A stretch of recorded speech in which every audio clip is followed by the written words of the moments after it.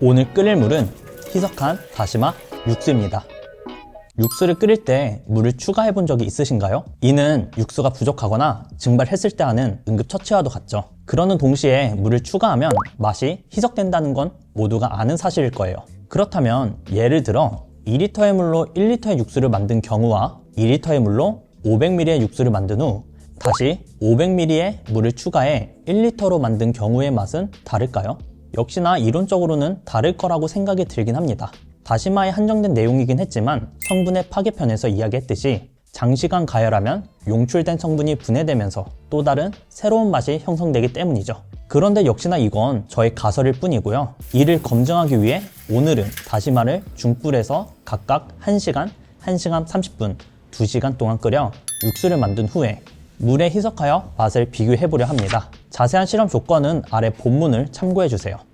지난 다시마 육수 실험에서는 다시마를 물 대비 1%만 사용했던 것과는 다르게 이번에는 2%를 사용했는데요. 과연 그에 따른 맛 차이가 있을까요? 먼저 개별 평가입니다. 첫 번째로 시음할 육수는 중불에서 1시간 끓인 케이스 1번입니다. 1%의 다시마를 넣어 중불에서 1시간 끓여 만든 육수는 고소한 맛이 옅게 난다고 했었는데 2%의 다시마를 넣어 끓인 2번 육수에서는 고소한 맛은 오히려 느낄 수 없었고 염도는 0.7%로 짠맛과 감칠맛을 명확하게 느낄 수 있는 육수였습니다. 동시에 다시마의 비릿한 풍미도 조금은 남아있더라고요. 짠맛이나 감칠맛 등 육수의 전체적인 맛들의 여운이 길지 않다는 점 빼고는 기분 좋게 음미할 수 있었던 케이스였습니다. 두 번째로 시음할 육수는 중불에서 1시간 30분 동안 끓인 케이스 2번입니다. 염도는 1.1%로 짠맛, 감칠맛, 고소한 맛 등 맛들을 복합적이면서도 진하게 느낄 수 있었는데요. 이러한 맛들이 되게 촘촘하게 잘 이어져 있는 것 같기도 하고 그로 인해 무게감과 여운도 적당히 경험할 수 있어서 간장 같은 걸로 간과 맛을 좀만 잡으면 바로 맛있는 음식이 되지 않을까 싶은 케이스였습니다. 세 번째로 시음할 육수는 중불에서 2시간 동안 끓인 케이스 3번입니다. 이 케이스를 마시고 나서는 바로 지난 온도와 가열 시간에 따른 다시마 육수 맛 차이 실험에서 2시간 동안 강불로 끓여 만든 케이스 3번의 육수가 떠올랐는데요. 그 육수만큼은 아니긴 해도 짠맛이 무척 강렬했고 떫은 맛이 올라오는 게 특징이었습니다.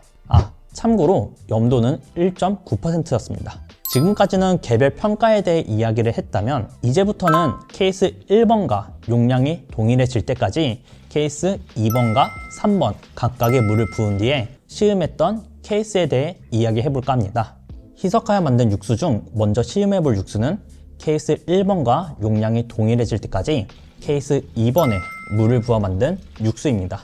그리고 이 육수를 케이스 4번이라고 지칭하여 이야기를 이어가자면 확실히 물을 섞어서 그런지 케이스 4번의 모체 육수라 볼 수 있는 케이스 2번에 비해 짠맛이나 감칠맛, 고소한 맛 등이 조금 옅어진 느낌이 있고 비린맛도 조금 올라오는 듯 했습니다. 염도도 0.7%로 내려갔고요. 그런데 오히려 이러한 이유 때문에 케이스 1번과 맛이 상당히 비슷하다고 느껴지기도 했습니다. 그러는 동시에 케이스 1번과 케이스 4번의 차이점을 말하자면 맛의 밀도라 할 수 있을 것 같은데요. 케이스 1번의 육수는 맛들이 뭔가 여리여리하면서도 각개전투한 느낌이라면 케이스 4번의 육수는 케이스 2번처럼 여전히 맛들이 오밀조밀하게 잘 모여있는 듯한 느낌이었습니다. 다음은 케이스 1번과 용량이 동일해질 때까지 케이스 3에 물을 부어 만든 육수입니다. 그리고 이 육수는 앞으로 케이스 5번이라고 지칭하여 이야기를 이어가 보자면 케이스 5번의 모체 육수인 케이스 3번의 특징이 너무 개성이 강해서 그런지 케이스 1번과 비슷한 구석을 찾기 힘들었습니다. 염도는 0.7%였지만 여전히 짠맛이 우세했고 쓰고 떫은 텍스처도 남아있더라고요.